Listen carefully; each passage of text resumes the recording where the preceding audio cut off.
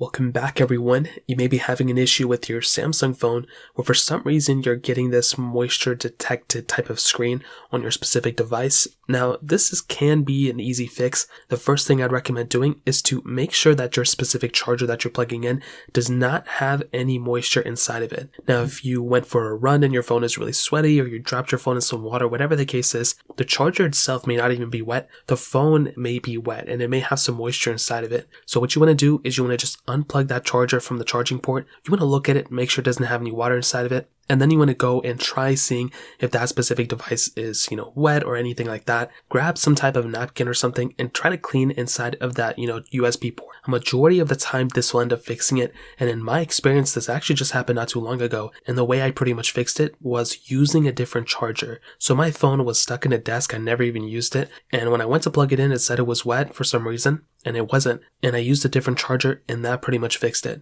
Now, if that doesn't work, another thing you can do, luckily for most newer Samsung phones, if you have a wireless charging capability, I'd recommend wirelessly charging your device and getting it to turn on. So drop your phone on a wireless charger, let it charge up for a little bit, and then what you want to do after that is actually go and update your Samsung phone. So if your phone has an update available, you want to go ahead and update your specific device to the most recent version of software, and you want to see if that fixed it. I guarantee you a majority of the time it'll probably be fixed, and that's really all you have to do. If for some reason that didn't fix it, you can try powering down and powering up your device, seeing if that fixed it too, but a majority of the time you'll probably be fixed as of this point. If you guys have any other questions or anything like that, let me know in the comment section below. Hit the like button, that'll mean so much, but definitely hit that subscribe button. More importantly than everything else, I love every single one of you guys. Hopefully I'll catch you guys in the next video. Peace out till then.